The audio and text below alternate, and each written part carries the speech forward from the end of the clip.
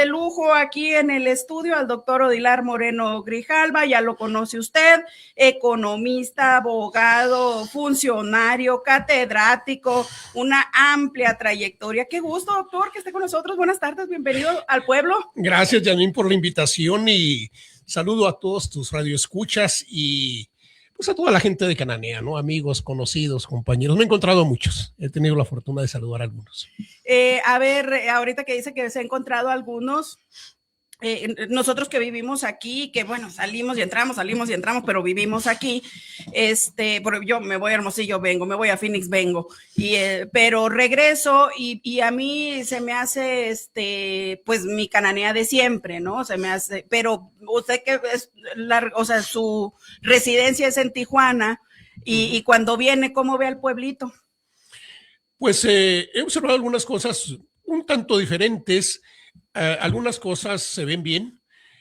Hay una parte ahí del centro de Cananea que pues hay una cantidad de tienditas ahí muy bien surtidas, por cierto. Sí. Es agradable esa parte, ¿no? Yo creo que falta, pero pues como muestra basta un botón, ¿no? Yo creo que, sí, que pueden hacerse cosas buenas.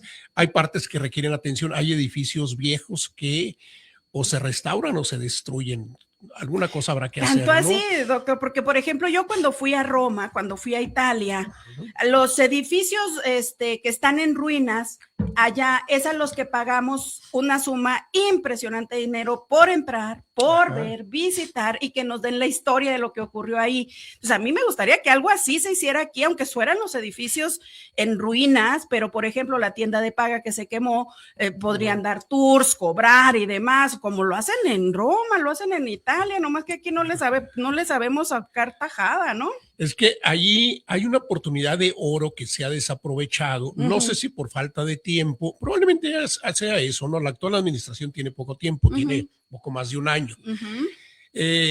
Hay un fondo muy interesante, pero hay que calificar como pueblo mágico. ¿Que desde cuándo queremos calificar? Pero hay que sentarse, es lo que yo insisto, hay que sentarse con gente que quiera y que le sepa. Hay que hacer una serie de justificaciones históricas, que eso es muy sencillo, y una serie de justificaciones inclusive de carácter turístico para atraer visitantes. Te pongo un ejemplo, ahí está la clínica obrera de la sección 65 cayéndose. Es un edificio que era muy bonito.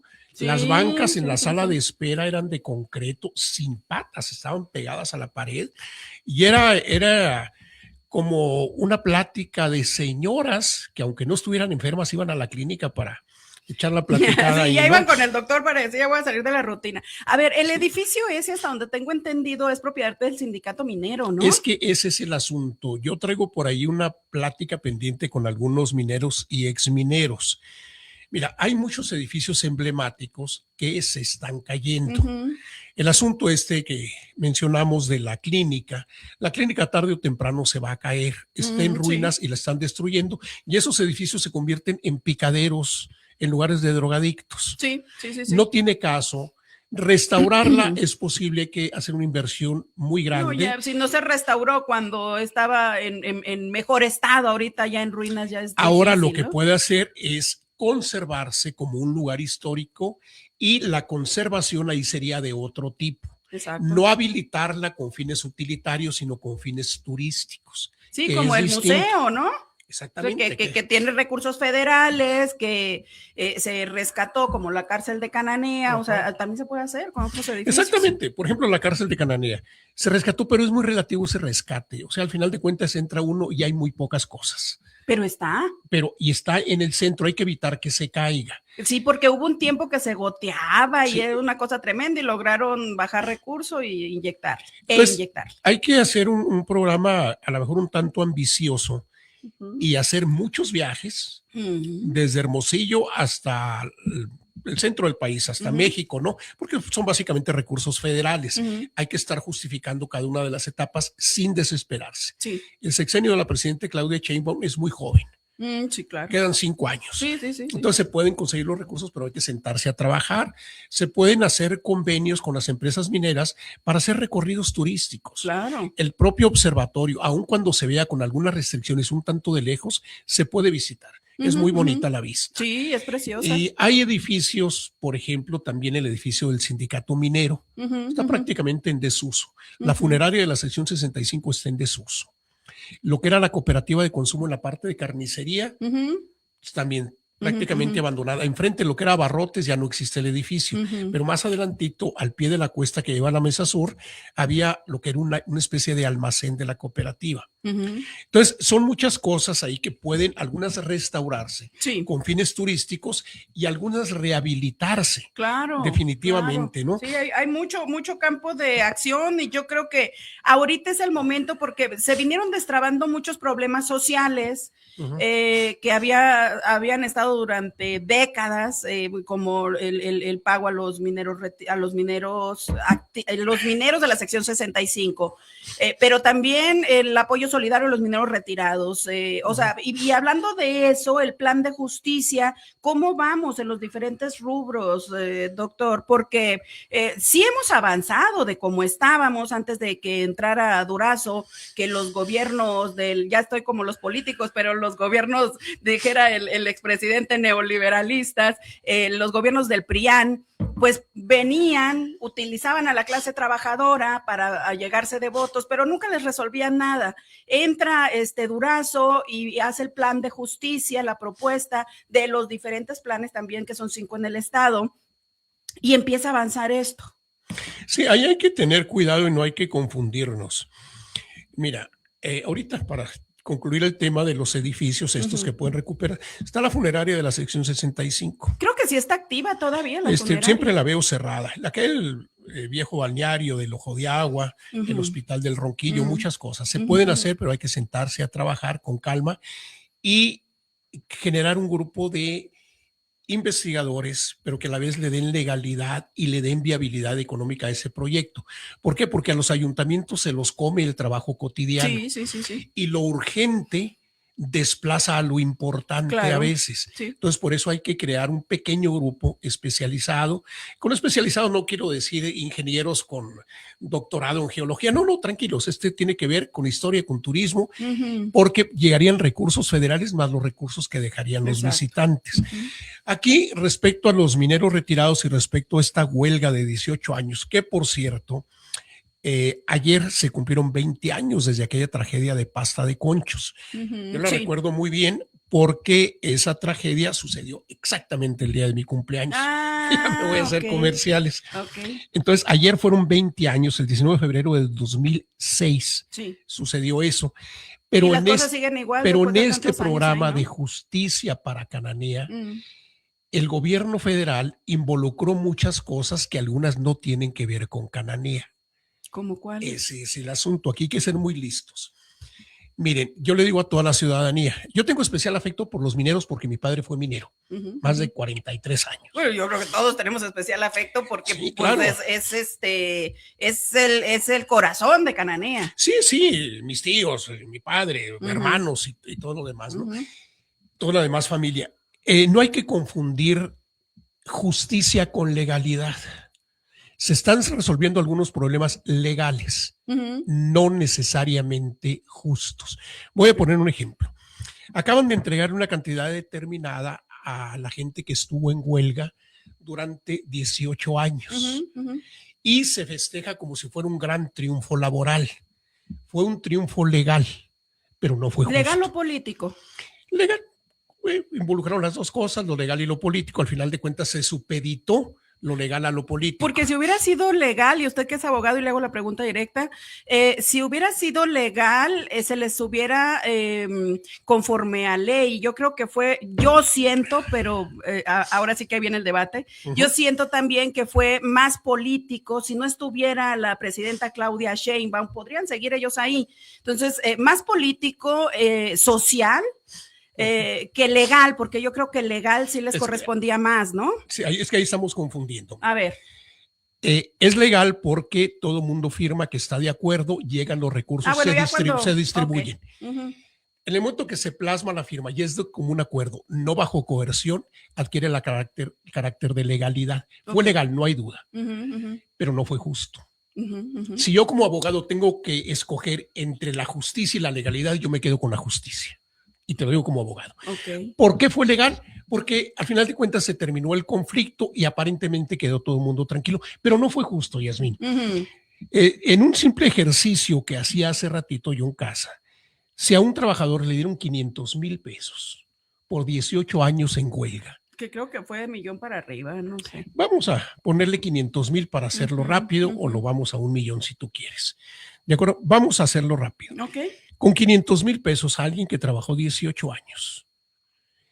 ¿Es legal lo que le entregaron? Sí, pero no es justo, porque si eso lo dividimos, le estaría tocando a esa persona por 18 años 27,700 pesos por año, lo cual nos daría 2,300 pesos por mes, o el equivalente a 77 pesos diarios.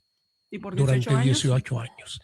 Ahora no digamos los 500,000, vamos a decir que le dieron 1,000,000 de pesos.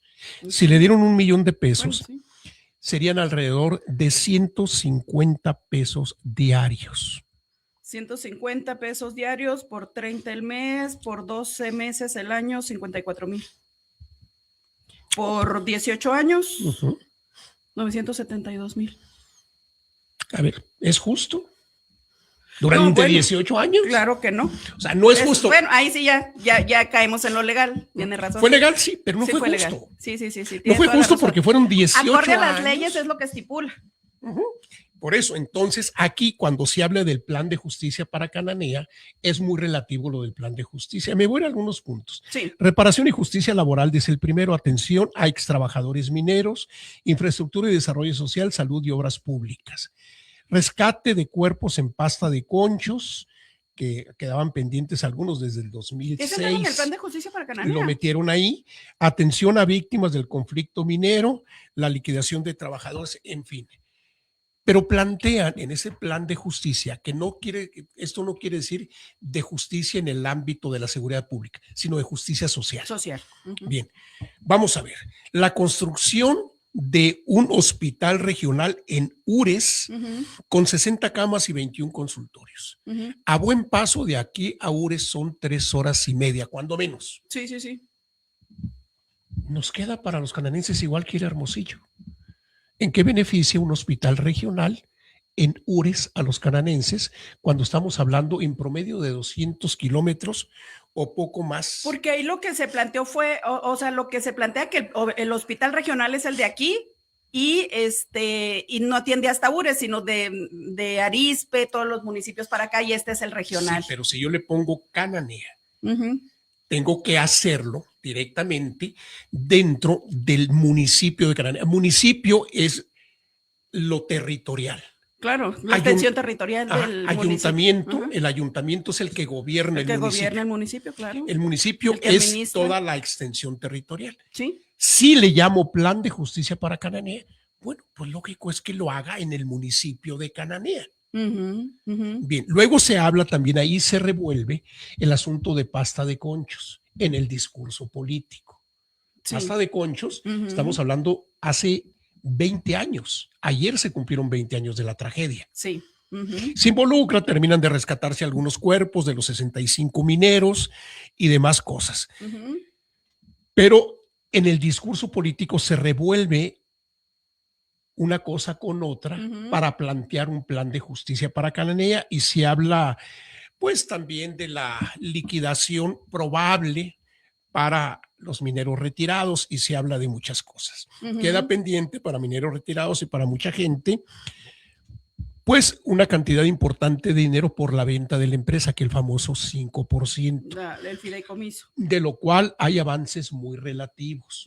Sí. Por allá, tengo entendido, el 2005 le dieron a los trabajadores 80,000 pesos, que dista muchísimo de lo que correspondía a una operación multimillonaria en dólares. Entonces, yo creo que aquí el planteamiento de parte del gobierno federal es bueno de entrada, es bueno en el papel. Nada más hay que darle seguimiento y ser muy cautos. Y una cosa es asimilar el discurso político y otra cosa es, me dijiste que me ibas a apoyar, el movimiento se demuestra andando. Dime dónde está el dinero. Como decía el presidente, amor con amor se paga, ¿no? Ahí está el asunto. Entonces aquí estamos hablando. Se dice que hay un fondo social para apoyo directo de 2,222 millones de pesos. Bien, ¿dónde están esos 2.222 millones de pesos? Que depositaron 500 millones y faltan 1.500, dijo la presidenta en conferencia matutina, ¿no? Bien, ese es el asunto, es la información. ¿Cómo van a llegar? Sí. Ese es el asunto. Por eso es muy importante. Mira, Yasmín, una cosa es ganar una elección. Es más fácil ganar una elección que gobernar. No, pero por supuesto. Cuando llegan y se sientan, se baja el cero y no toca, no hay recursos, ¿no? Así es. Entonces, hay funcionarios que yo conozco que no tienen un papel sobre su escritorio. El asunto es, ya ganamos la elección, vamos a gobernar, y gobernar significa trabajar, significa estudiar, significan desvelos y significa sacrificios. Gestionar. Claro, y sacrificios de fines de semana. Todo, sí. Entonces, eso implica ganar una elección, gobernar en pro de la ciudad. Hay muchos proyectos que pueden hacerse en Cananea. Acabamos de mencionar esas obras de los mineros. Yo le diría a los mineros retirados, ¿qué van a hacer? Van a esperar lo que fue propiedad del sindicato, que legalmente lo es, que se caigan esos edificios, que el día de mañana no valgan algo. Me gustaría desglosar nada más, doctor. A ver, los mineros retirados, está la Asociación de Mineros Retirados. Así es. Que estos edificios no pertenecen a ellos, sino pertenecen a la 65. Exactamente. Sin embargo, al final de cuentas, entre mineros activos y mineros retirados, son básicamente las mismas condiciones laborales que imperaron. Todo se puede negociar. Acorde a un contrato que existió. Claro, se hace un acuerdo de quién es el edificio. ¿Es de mineros activos o tienen los mineros retirados alguna participación activa todavía? Hay que hacer puntualizaciones como las que se han hecho, por ejemplo, en el caso de las viudas. Sí. Minero murió, lamentablemente, bueno, la beneficiaria es la viuda. Eso es perfectamente legal y correcto y justo. Y justo. Entonces, yo les pregunto a mineros activos y retirados, con toda esa infraestructura que fue funcional en su tiempo, que ahorita está prácticamente en vías de destrucción, ¿qué va a pasar? Claro. ¿Por qué no tejer paso. Acuerdos? Y ahí es donde el gobierno municipal puede actuar como un intermediario en una negociación. ¿Por qué? Pues cuando menos han muerto 400, 500 mineros. Sí. Al final de cuentas, ¿qué se está esperando? A que esos edificios se caigan por un litigio entre los propios mineros por falta de acuerdos. Tenemos que avanzar a la construcción de consensos, de espacios de negociación. Y aquí la autoridad municipal puede jugar un papel activo muy bien, como un buen negociador. Claro. Hay que enterrar el hacha de la guerra, hay que quitarse las pinturas de guerra. Ya no es posible seguir con las navajas amarradas, no es un palenque, Cananea. Pues sí, cómo nos ha ido en la feria, ¿no? Y en la fiesta, estando con las navajas y el hacha y todo, o sea, yo creo que ya pasamos a otra etapa. Claro. Y como tal, tenemos que dar ese paso, todos. Exactamente, entonces por eso hablo de los mineros activos, de mineros retirados y de autoridades municipales y estatales. Vamos a sentarnos a platicar y pongan 10 cafeteras ahí, pero de aquí nadie se levanta sin acuerdos. Si lo resolvemos en la quinta cafetera que nos acabemos, bueno. Y si no, mandamos comprar más café. Claro. Y si no terminamos hoy, vamos y descansamos y le seguimos mañana. Eso es lo que hay que hacer. ¿Cómo hacerlo? Ya veremos las particularidades de cada caso. Claro, claro. Porque si no, va a suceder el edificio donde era el Banjidal antes y todo aquello, se cayó. Los edificios históricos se siguen cayendo. Sí. Y eso es muy lamentable para una ciudad que tiene grandes raíces históricas. Aquí empezó la revolución en 1906. Sí. Antes que Río Blanco. Claro. Entonces, por eso la justificación histórica para Pueblo Mágico es evidentísima. Hay mucha gente que ha escrito sobre Cananea. Sí. Hay mucha obra publicada. No hay que inventar el hilo negro. Ya está. Hay que sentar a esa gente que es la parte cultural, sentar a la parte intelectual, sentar a la parte pragmática. Y decir, a ver, vamos a sentar abogados, contadores, mineros, exmineros, vamos a hacer mesas de trabajo y empezar desde ahorita. Si empezamos ahorita, a lo mejor el 27 o el 28 se consigue la calificación para pueblo minero y son ingresos extraordinarios directos al municipio. Ahí tengo la duda, doctor, si permaneció para el recurso para los pueblos mágicos o en la administración del expresidente Andrés Manuel López Obrador, se eliminó el recurso y solamente se dejó el título. Hubo algunos ajustes. Hubo algunos ajustes, pero no hay que dejar que desaparezca. Exacto. Es un hilito que hay que seguir. Mira, en la administración pública uno se pone a revisar los presupuestos, Yasmín, Sí. y te das cuenta que en el catálogo de cuentas, por ejemplo, existen 800 cuentas y los administradores en los municipios utilizan 25 cuentas nada más. Okay. ¿Por qué? Porque no quieren hacer una apertura programática nueva, porque no quieren darle viabilidad y un montón de renglones aparecen en ceros. Híjole, ok. Ese es el asunto. Te pongo otro ejemplo.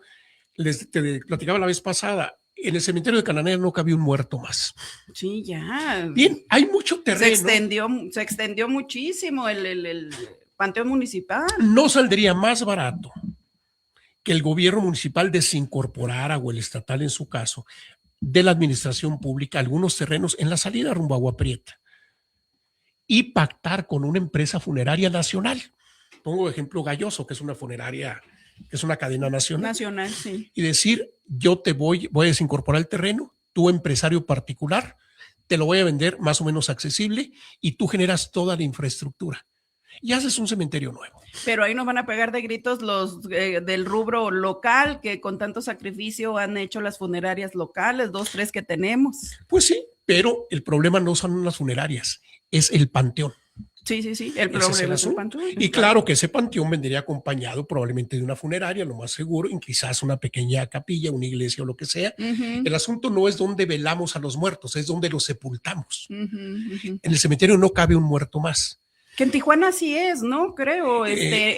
Cuando contratas un servicio fúnebre en Tijuana, porque mi madre, que en paz descanse, ya falleció, fue todo. O sea, la misma funeraria te hace todo el paquete. Todo el paquete. Fíjate lo que pasó en Tijuana el mes pasado. Había 70 cuerpos en el servicio médico forense que no podían ser sepultados. Híjole. Porque no había lugar en ningún panteón de Tijuana. Enero involucró 91 muertos. ¿Pero cómo? Muertes violentas solamente en enero, 91 muertos. Estamos violentos. En la gloria nosotros aquí. Estamos en el cielo y no lo sabemos. Por eso me vengo de allá. Entonces, Tijuana, que tiene muchos panteones y muchas funerarias, que en Tijuana es un negocio muy rentable ahorita las funerarias. No, es un negociazo. De los puros ejecutados fueron 91 en enero. Un mes que debe ser relativamente tranquilo, más las muertes naturales. Entonces, aquí no se trata de establecer una competencia desleal con funerarias, sino crear un espacio a donde se sepulten los cuerpos. ¿Por qué? Porque saldría más barato eso y el gobierno municipal no invertiría mucho que restaurar el viejo cementerio. Hay que meterle mucho dinero. Claro, también hay que darle su restaurada, hay que hacerlo un poquito más visible. Pero te pongo como ejemplo un proyecto donde el gobierno municipal dice, bueno, yo voy a poner el terreno, claro, lo voy a vender y voy a ingresar a las arcas públicas. Claro. Y a lo mejor con ese dinero le doy una manita de gato al cementerio que tenemos ahorita. Y de esa manera... Que bueno, dentro de la manita de gato le pusieron luces, por fin. Bueno, ahí va. Ahí va, ya esta administración le puso luces ahí. Por eso el ciudadano le puso lámparas. Por eso el ciudadano tiene que estarle diciendo a la autoridad municipal, falta una lámpara, falta una cancha, falta esto, que el cementerio... Que se dé cuenta el municipio también, o sea, ¿no? ¿Dónde están las faltas para poder ir a aplicar recurso ahí? Así es. Entonces yo te digo, en la presidencia municipal... entiendo que han resuelto algunos problemas y qué bueno, porque no se le desea el mal a nadie, ¿no?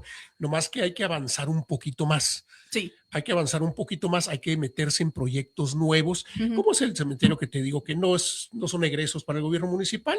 En ese momento dirían alguien, bueno, para hacer un cementerio particular. Bueno, sí, pero ellos tienen planes de pago, tienen paquetes enormes. Para ampliar el fondo legal en Cananea. Siempre hay formas legales de hacer las cosas. Sí. Cuando yo tengo que sacar un detenido de la cárcel, primero lo saco y después le doy legalidad al asunto. Claro, exacto. ¿Por qué? Porque si nos vamos a primero resolver todo lo legal, no vamos a avanzar. Se me muere la gente dentro de la cárcel. Claro, exacto. Entonces, vamos haciendo las cosas, una vez hechas, se le da la legalidad correspondiente.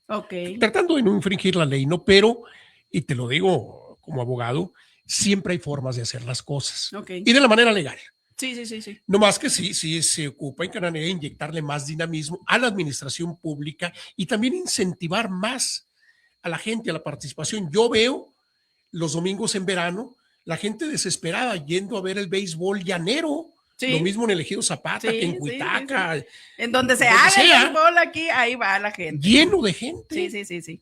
Entonces ahí está el estadio, parece que le están dando una arregladita, parece que va a haber acceso a la norte de Sonora, pero cosas, y no necesariamente terminar una cosa para empezar a la otra, porque 3 años es muy poco tiempo. Hay que empezar varias a la vez.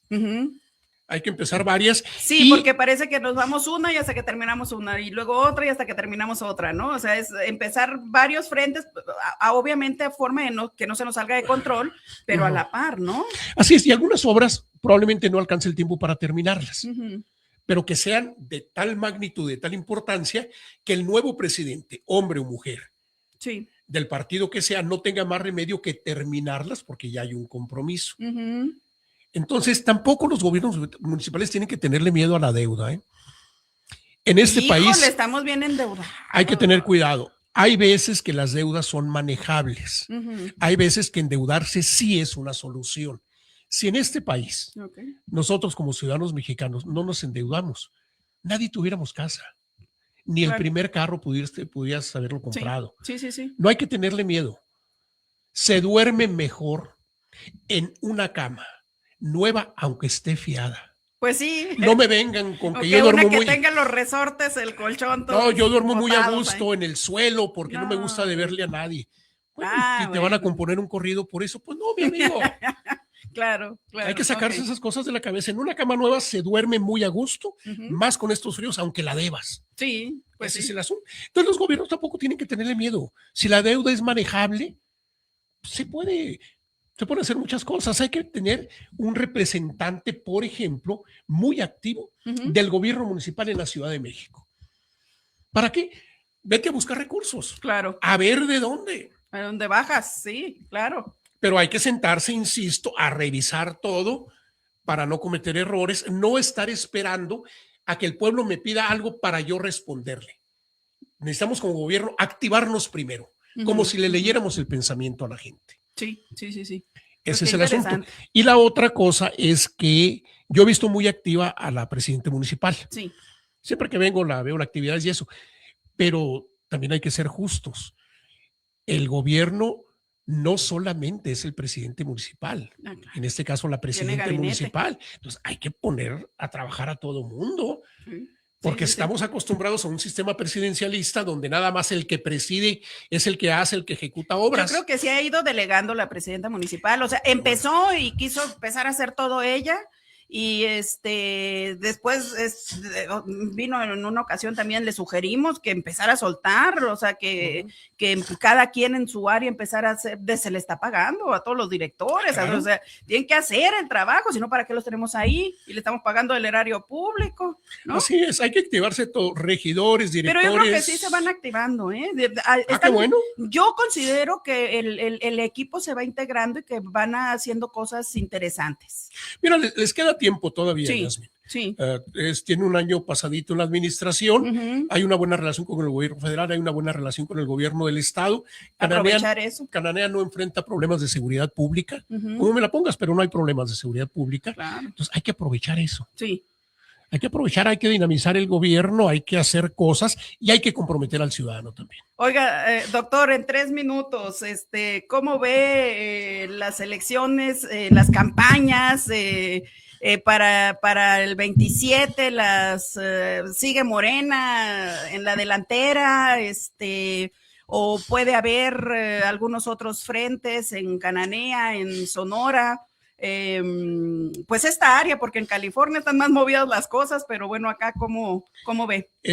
Morena no va a ganar la misma cantidad de diputaciones federales que ganó el 2024. Okay. El Senado no se renueva, el Senado entra con el presidente y sale con el presidente, son 6 años, pero la Cámara de Diputados en su totalidad, los 500 diputados federales cambian.